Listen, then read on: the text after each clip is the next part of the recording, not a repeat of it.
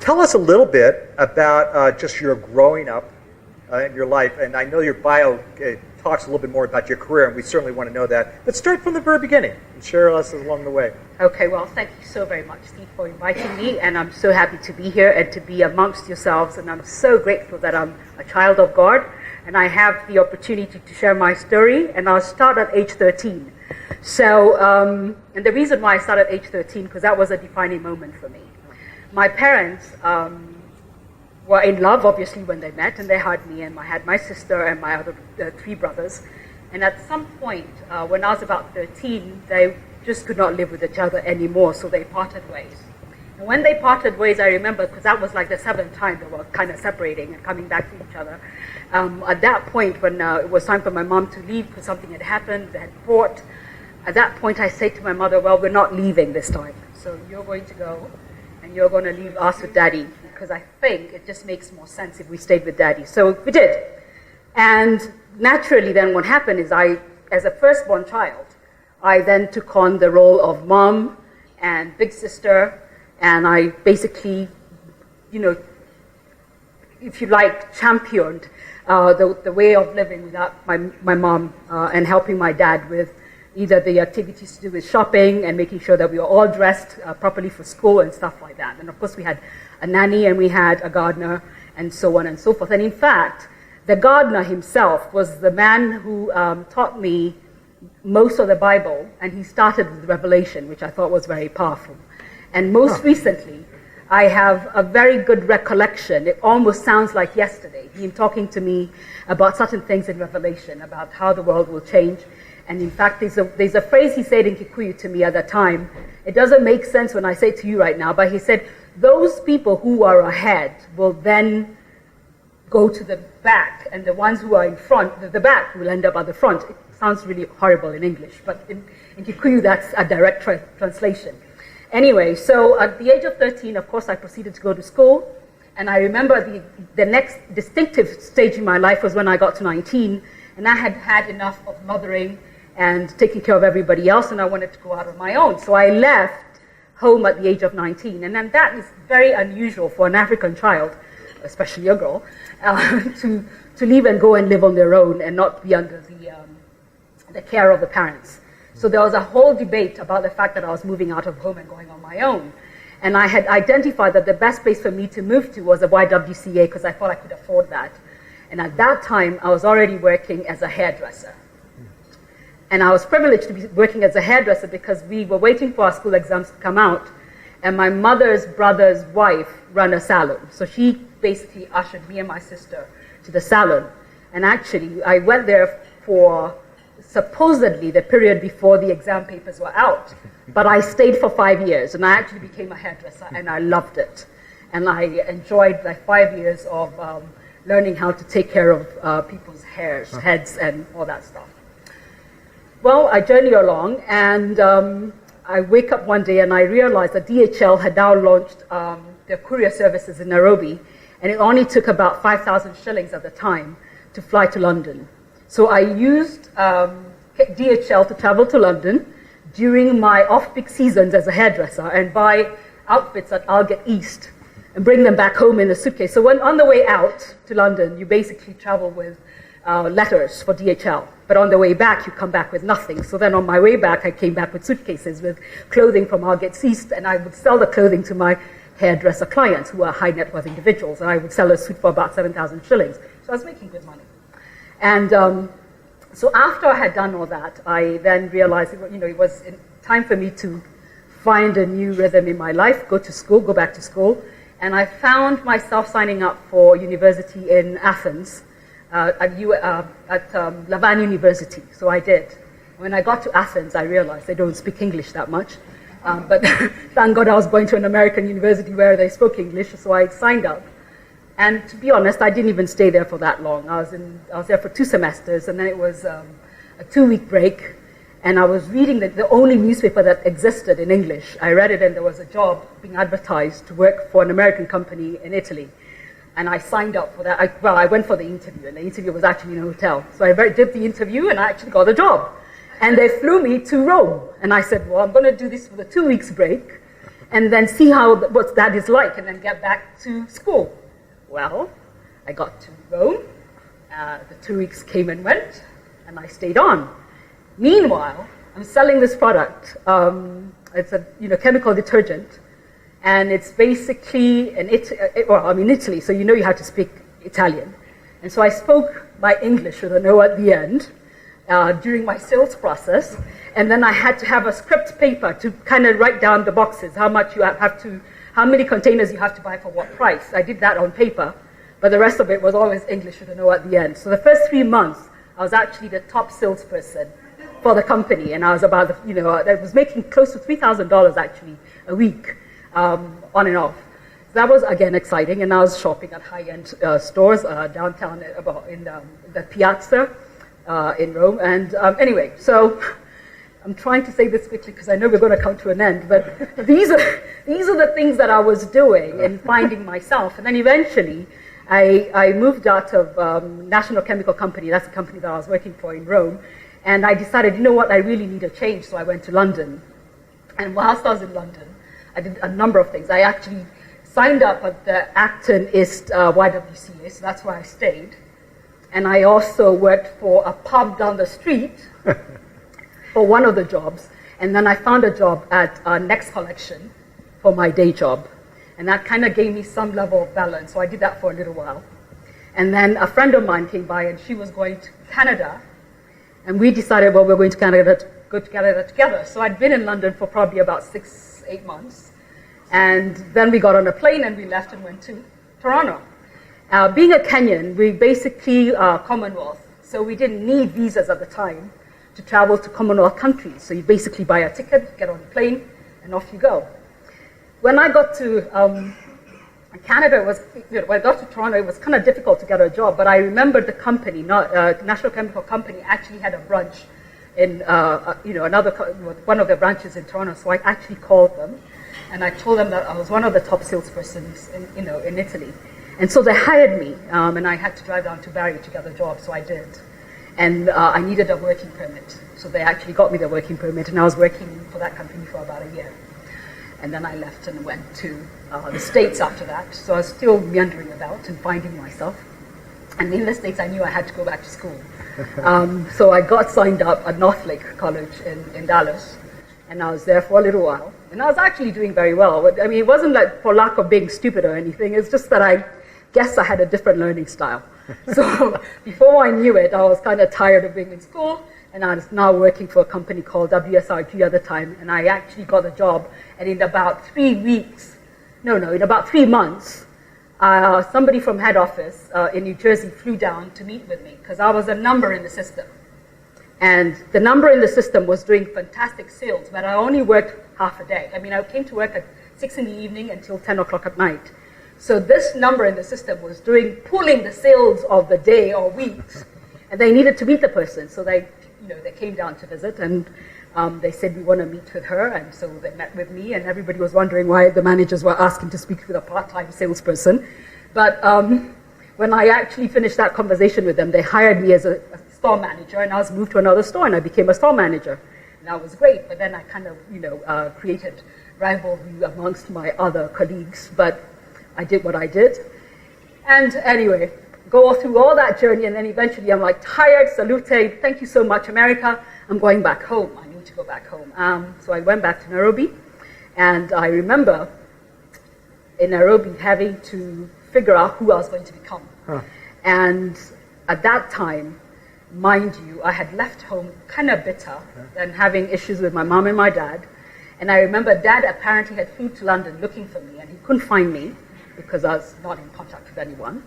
And so I went back home to make my peace, and I, did a number of different things. But one of the things that I used to do is actually go to, I don't know what you'd compare it to here, but I'd go to River Road and offload goods from my aunt and uncles who used to bring about 7 to 10 containers from Dubai, get them on consignment, and I'll take them to a store called Freemark in the city, and I'd sell off my goods to make my money. And I was actually doing pretty good. So I was doing about 40,000 shillings a week, which is a lot of money at the time.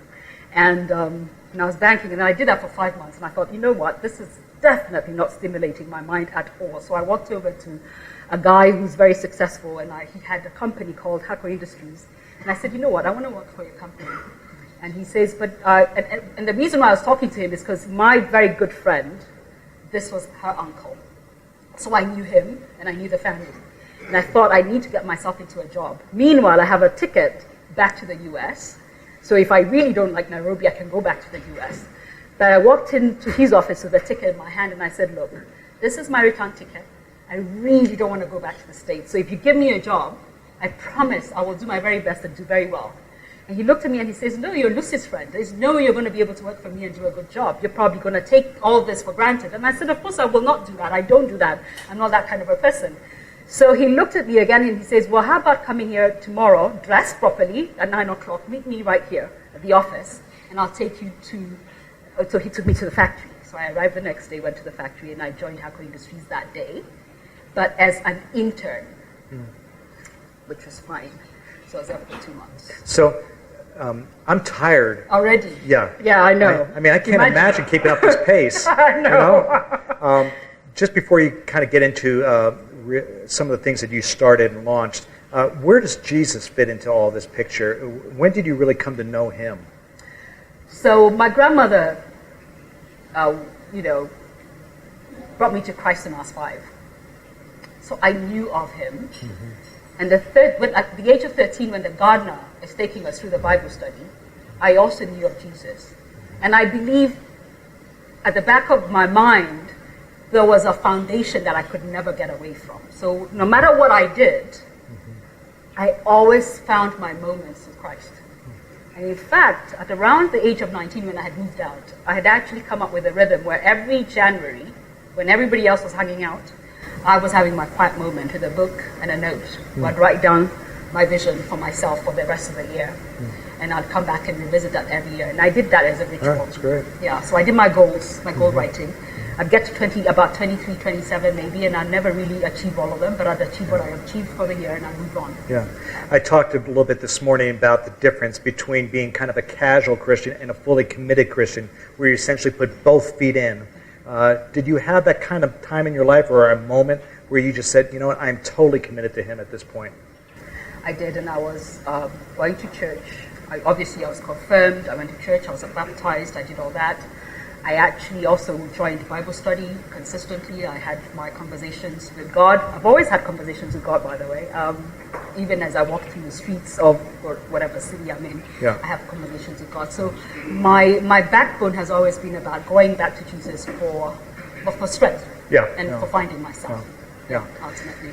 So just before you tell us the dilemma and allow them to kind of figure out what they would have done, fill us now in on just a couple of the startups that your entrepreneurial side here, and give us a couple minutes of that.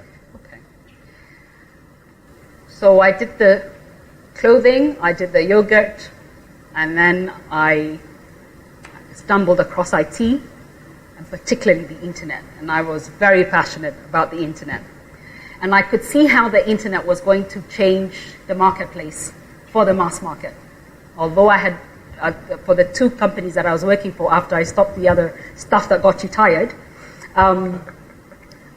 So they got grounded with this internet companies that I was working for. And when I was working for the second internet company, I realized that we were having a struggle between selling internet services just to corporates and not to the mass market. And yet I felt that the mass market needed internet connectivity, especially for the farmers and traders. They needed internet connectivity so that they can actually have ways of communicating and making money, for example, eventually using e-commerce and so on. So I left the company that I was working for, and we went out to start my own company with my colleague at the time, and we were capital raised $500,000 to start the company, only so that we could reduce the cost of internet connectivity by a fraction. So it was at the time it was going for $150 per month, but we brought in the same internet service for $150 per annum. So basically, we started the internet service provisioning and made sure that the price was now, a lot comfortable for the mass market. And in no time at all, we basically broke even 18 months into the business. But the first 6 months were the most painful ones because everybody thought that we were not going to survive. So we basically were rallying small businesses to sign up with us for the services, which they did. And it's quite interesting. For Nairobi, the first 500 users were actually the Asian community, because they're very particular about price. So thank God for that. And then the next 500 was, we started seeing other names that were non-Asian. And meanwhile, other competitors are talking about how we're not going to make it, we're going to collapse. And I actually started to make calls to competitors as a salesperson, asking to see what they thought about my company, Wananchi at the time. And we would be told how, don't buy services from them, they're not going to survive. They just managed to they're young kids, they got a lot of money, and so once the money is over, they will just basically collapse. So that's the messaging that used to go to a lot of the customers. Anyhow, we made it to 18 months, and I'm proud to say that we actually broke even at 18 months. And then I realized by year 2 that we needed to reduce the price again. So I did all my numbers, did the math. I make decisions using numbers, by the way. So I did all the numbers, the calculations, I looked at the market opportunities, and I said, okay, we can reduce the price by 22.3%, which we did. And we got an increment of about 150 new users on the network based on that reduction on price. And we've continued to basically offer the services. But I worked there for 6 years, and I did the first stage of the growing of the company up to the stage 1 with about 3 different capital raises, 3 rounds. So I did the first round of $500,000, that was to start us up. Then we did 3 million, and then at the point when we were about to do the next tranche of services, somebody else was running the business at the time. But I continued to be a director of the founding vehicle of founders. So even today I receive my quarterly reports for that particular business. And we're now in 5 different countries in the East African region. So anyone who's familiar with Zuku, that competes with DSTV, that would be the company that I founded back in 2000. So bring us to your dilemma regarding preparation. The only time I remember, because everything I've ever done, I've always known integrity is critical. And when we signed up for the application to start the company Wananchi, that particular application got lost. And the reason why it got lost is because somebody in the process did not want to give us the license to start the business. Luckily though, when we did the application, I did 2 things. We delivered the application, but we had a copy of our own. And the person to whom we delivered the application, we got them to sign off that they had received the application. Then we waited for them to go through the review process to confirm whether we had met all the criteria of the application. And when they did that, we went back to the office, and I went back with my own typed letter for them to confirm that they acknowledge that we have met all the requirements and there is nothing about our license that is at fault. And therefore signed off saying, we give you the permission to go ahead and spend money to buy your infrastructure and set up while waiting for the board to give us the license. So I had these 2 letters in my pockets. Well, when the board said, something happened and somebody calls me because they had heard me talk about setting up a company. And one of my very good family friends' husband apparently happened to have been in the room, in this boardroom, and I don't even know what his role was because I don't believe he was a director. But when that meeting was over, our file was nowhere to be seen. So he's the first person who called at 8 p.m. to let me know, by the way, the board just sat and approved licenses, but your company file was not part of the issued licenses. So I thought that was a bit weird. So I called my board of directors, the chairman, and I called my colleague, Mashara, and I said, you know what, apparently we're not getting the license and our file has disappeared. So I prayed and I said, Lord, clearly, we know what this means. If you come from that marketplace, you know what this means. So I said, well, we need to go back to CCK and actually try and fight back and figure out what has happened to the application. So I think to me, the dilemma, in a way, all the lessons I'd had over life had taught me that stick to the guns and you will get out ahead as long as you stick to the gun.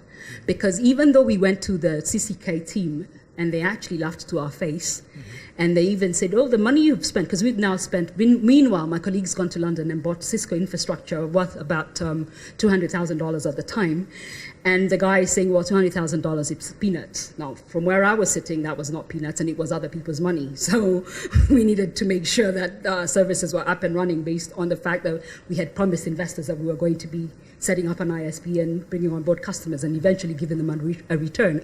So I think the real dilemma there is over time, all those things that made you tired had created a strong backbone about incidences like this. So I was able to get back on my thinking, put my thinking cap, bring forward. So what's the tension that you're feeling here at this point? What are the two directions you could have gone? And don't tell us what you did, but just no, I can tell you what I did, but I don't want to tell you now. Oh, not now. Okay. No, yeah. So the two directions. Well, these were the two things. You continue paying out of pocket to bribe someone. Okay. That's what they wanted. Yeah. The reason the file is disappearing is because you need to pay a bribe. Okay.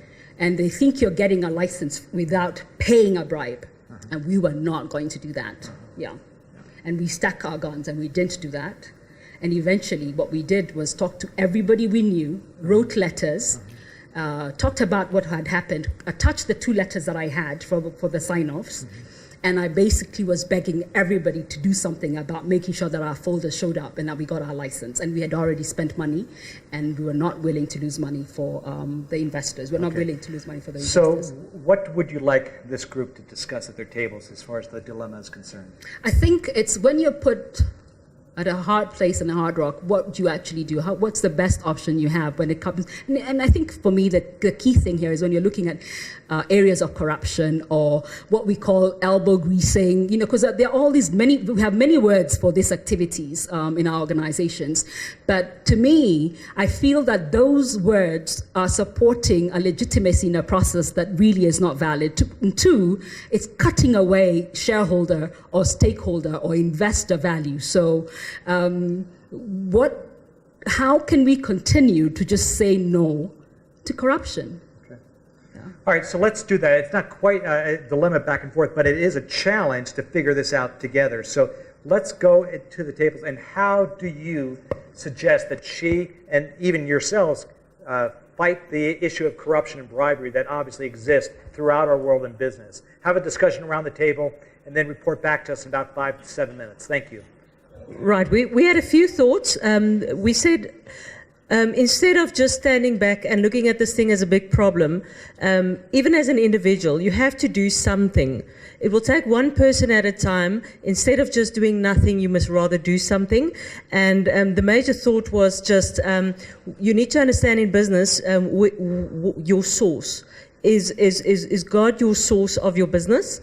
Or is it really lying in a business deal? So sometimes you have to walk away from business deals or business partners and honor God through everything that you do. Yeah, I think the main thing that came through is what you sow, you will reap.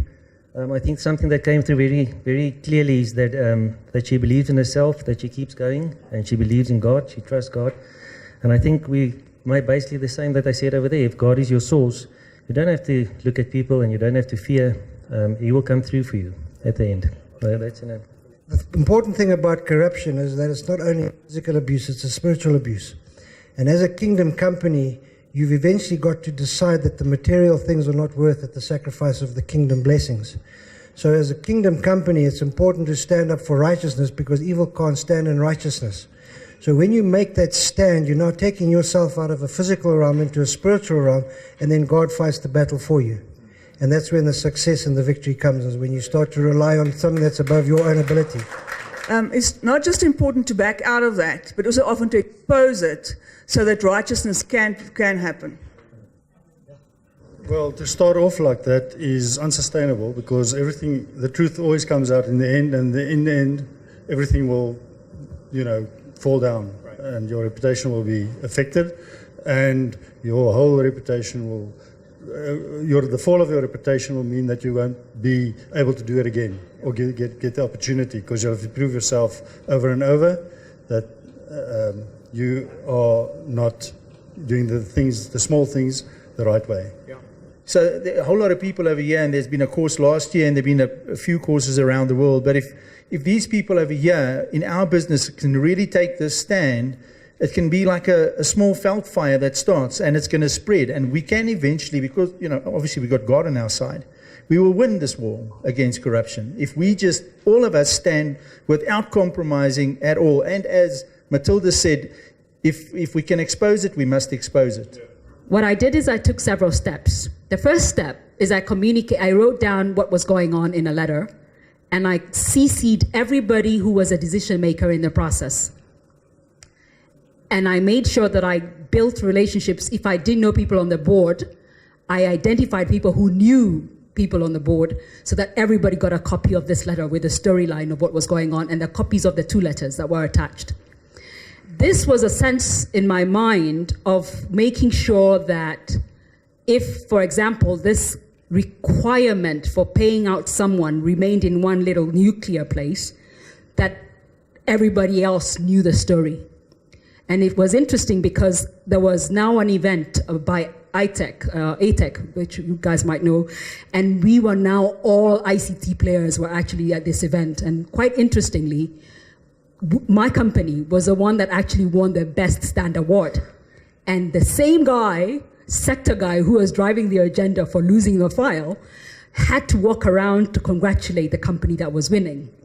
And at that point, he couldn't even help himself, but sort of whispered to my ears, and right next to me was one of my marketing PR agency lady, and he said to me, the only person you didn't go to was the president, how dare you?